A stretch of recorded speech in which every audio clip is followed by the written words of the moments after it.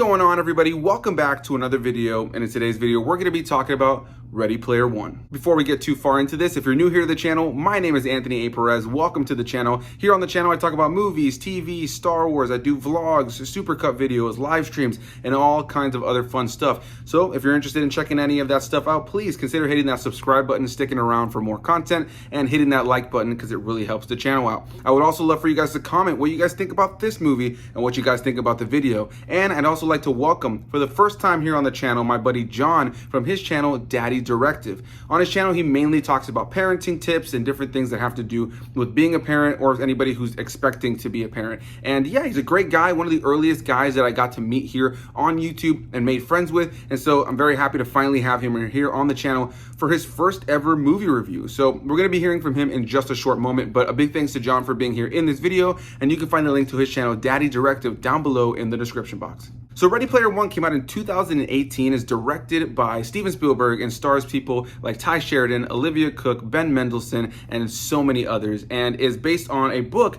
of the same name. Now, before we get too far into this, I do want to make it clear that I have not read the book or its recently released sequel, Ready Player Two. I have no prior knowledge of that, so this won't be a review that compares that in any way, shape, or form, which is where I hear a lot of the criticisms mainly come from. But yeah, ultimately, this is just going to be a review of the movie in and of itself as a movie fan and as a big pop culture fan. And what I can say about this movie is I love it. This is a movie that I have a great time with every single time I watch it. Now, to be completely honest though, when I first saw it the first time in 2018 in theaters, I really enjoyed it. I thought it was great. I thought the visuals were a lot of fun. I enjoyed all the references and all the different things that I knew I was going to be excited to go back and revisit and catch the things that I had missed. And, you know, ultimately I had a lot of fun watching the movie. The film is filled with spectacle and tons of other little great moments. It's got a great score. It's got great performances. But ultimately I walked out thinking that the characters could have been a lot stronger and the story could have been stronger. And this is one of those films that on rewatch, it definitely helped my enjoyment of the film. I've seen the film about 10 or 15 times now since I've actually seen the movie in its first time in theaters, and ultimately it grows on me more and more each time. The film never bores me, and the characters and the story has grown on me more and more as time goes on. And even when I saw it the first time, even though I wasn't blown away by the narrative, I was still definitely into it, and as a longtime video game fan and a movie fan, this film definitely works on so many levels for me. So if you're not familiar with Ready Player One, we're introduced to a world that's not post-apocalyptic, but the world's essentially gone to shit. People are kind of just living in the slums. They're kind of living on top of each other in these trailer park homes that are kind of stacked on top of one another, and it's, you know, a pretty cool visual. But yeah, people have just kind of given up, and people are escaping to this world called the Oasis, a virtual reality world where once you get in there, you can be whatever you want, you can be whoever you want, you can go wherever you want, you can do whatever you want. It's a perfect place for people to go and make money. It's a perfect place for people to go and just have fun or just escape their lives and be something that they're really not. And we're able to see that with some of the extras that are in the background as our main character, played by Tye Sheridan, is walking around his local, you know, kind of area, and we get to just see people living out their dreams with these headphones on. And we get to see people just kind of living out what they want to be doing, you know, kind of having fun with these headsets on and just completely disconnected from reality. And when I watch this movie, even though it's, you know, a heightened reality, it's silly, it's a little bit over the top, it definitely seems like something that would probably happen, you know, if this kind of technology actually existed. And quite frankly, I think I'd be in there as well. So pretty much when you're in the Oasis, you can be everything and anything you want, which opens this movie to really have open possibilities in terms of the amount of Easter eggs and references and cameos that we get in this movie. Everything from Mortal Kombat to The Shining to Warhammer to Hello Kitty to Overwatch to The Flash to so many others, Halo, Chucky. There's so many references in this movie to so many films, TV shows, comic books, video games. It's just ridiculous. There's so many references in this movie, and there's so much that you'll miss even if you've seen the film multiple times. And even now, I still rewatch the film and I'm looking for things that maybe I missed. Now at this point, I've definitely watched videos on YouTube that, you know, kind of break down everything that's in the film, all the spoilers and all the Easter eggs, which is really cool because now when I go back and rewatch it, I can look for certain things that I always kind of miss because they're only on screen for a short period of time. And that's what I really enjoy about this film. On a rewatch level, there's tons in there for fans to be able to connect to in terms of all the references and all that kind of stuff. But now that we've talked about, you know, the visual element of it, the spectacle of it, what's this movie really about? Well, we learned not too long into the film that the creator of this video game, this world, the Oasis, actually passed away. And before he passed away, he had a message go out to everybody that pretty much said, hey, if you're seeing this, I'm dead. And the basic gist of what he said was that there is an Easter egg somewhere in the game. You have to accomplish various things in order to obtain it. And if you do, you will become the owner and the person who actually controls the Oasis. And this is how we're introduced to our antagonist of the film, which is a company called IOI, a corporation that wants to get their hands on this Easter egg by any means necessary in order to control the Oasis and control how it operates and put tons of advertisements all throughout the game and kind of ruin what makes this game what it is. The leader of IOI is played by Ben Mendelsohn in the film, and he plays your traditional businessman bad guy who wants some money. And you know, Ben Mendelsohn is really great at that. He's definitely solid in this film. And overall, I enjoy the performances. I like Olivia Cooke, I like Tye Sheridan, I like Ben Mendelsohn. And overall, I really have a lot of fun watching this movie on a performance level, a visual level, and just this world in general is exciting to me. The main performance that I definitely want to highlight and praise is Mark Rylance.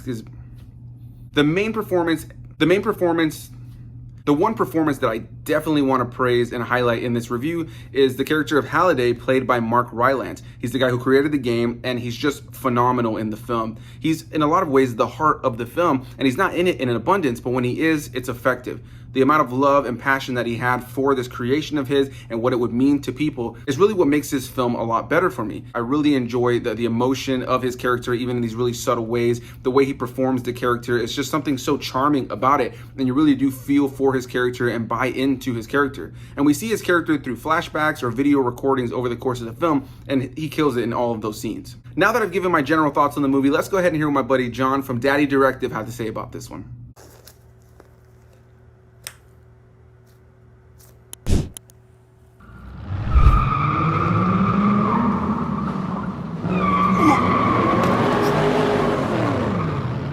I'm okay.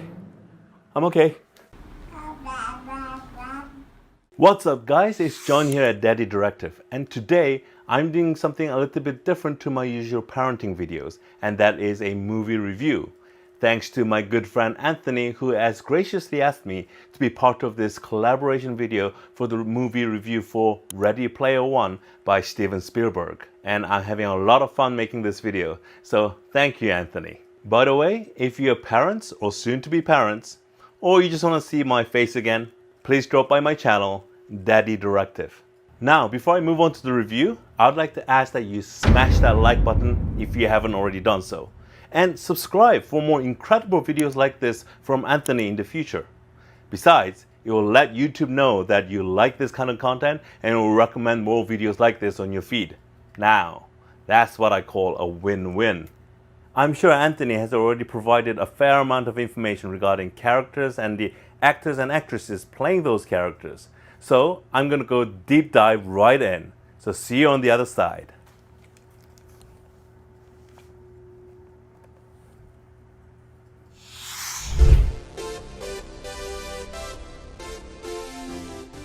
Opening music score with the synthesizer sounds takes you right back to the 80s, even before you know it. Our main protagonist, Wade, walks out from his trailer, which coincidentally are stacked dangerously high, which makes you think, wouldn't it be cheaper to just make a high-rise apartment instead? Well, yes, if you actually pause to think about it for a minute, but as you watch, you don't think like that. You just gawk at the scene thinking, hey, that's pretty cool. A lot of the time, movies have a tough time transferring the intricacy of the background story that is possible in a book simply because movies aren't typically 10 hours long. People in poverty living out their fantasies of being a boxer or playing a piano or becoming a pole dancer. This is symbolically relatable, especially to the gamers, as many do play games to move away from real-life problems that you don't have to deal with in a gaming world.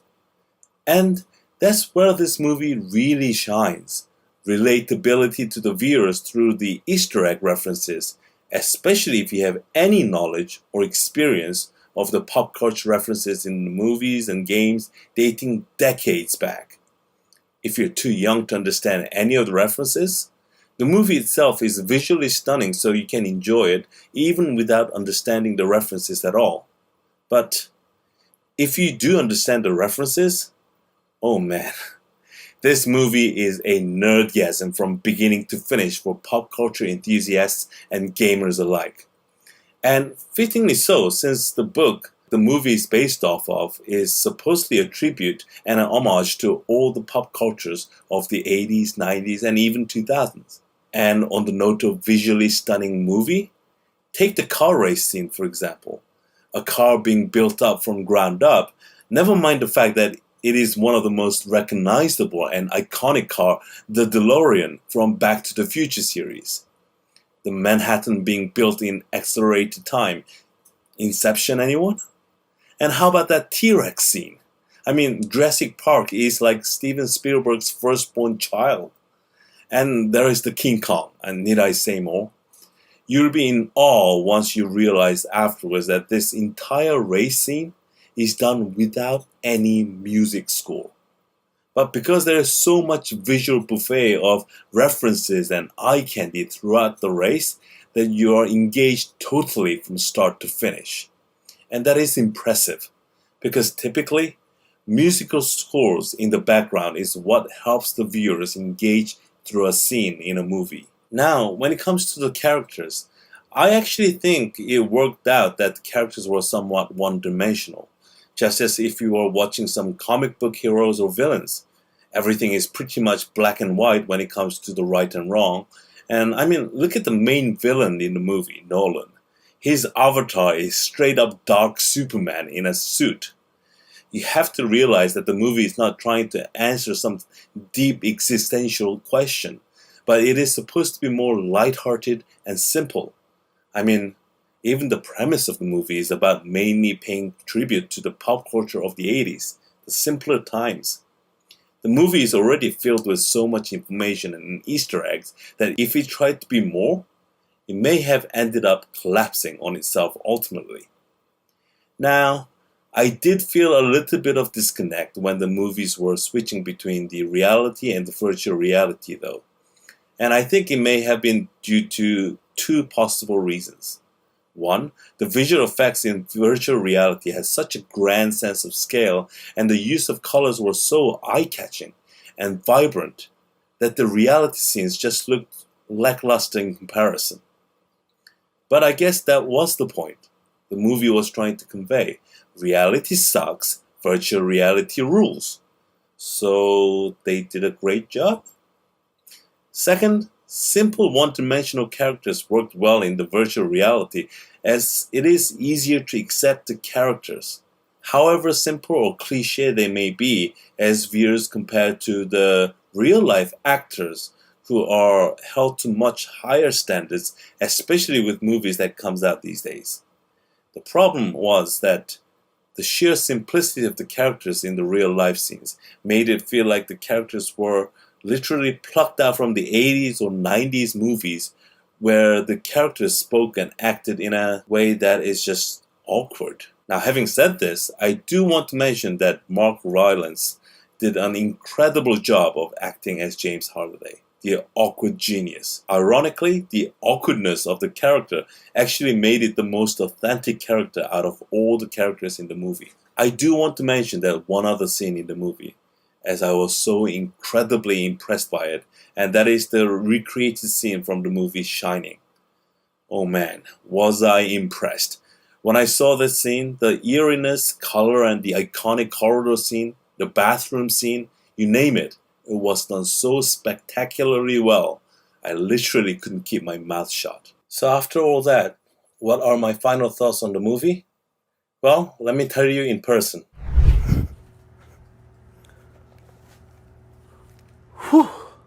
I thoroughly enjoyed the movie, and I do believe that this is one of those movies that you'll get a lot more enjoyment out of it if you're willing to let go and not nitpick certain details such as character development or logic flaws, but rather recognizing and appreciating the small audio and video nuggets of details that's been put into place for the enjoyment of the viewers. So yes, this movie definitely gets a stamp of Daddy approved. So if you haven't seen the movie, go ahead and try it out.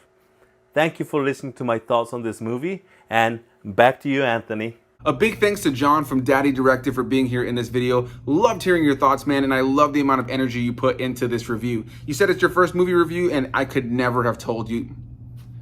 You said it's your first movie review, and I never would have been able to tell if you hadn't told me, man. I think you did an amazing job since you don't really do movie reviews, and I really enjoyed hearing your thoughts. When I first asked John to be a part of this collab, he was like, I got you, but I need props. And yeah, I'm gonna guess it was the Oculus headset you had at the beginning of your video, but overall, man, I loved hearing your thoughts, love the energy you put into it. And please, if you guys are a parent, an expecting parent, or you just wanna see his face again, as he mentioned, please go check out John's channel down below in the description box called Daddy Directive, where you can get tons of great parenting insight. And as somebody who doesn't have a kid and doesn't want kids, I still really appreciate his channel and the amount of energy and passion that he puts into his videos, which I'm sure you could tell based on that collab video. So here we go. Let's wrap up my final thoughts on this movie. Overall, I have a lot of fun watching this movie. I think that it's a big, silly, over-the-top movie that honors video games and the legacy video games has had, while also honoring geekdom altogether. This film is jam-packed with references from so many movies, games, and franchises that anybody like myself who is well-versed in pop culture will be able to pick out. There's so many things in there, even really obscure references, and I love the level of detail that Steven Spielberg put into this film.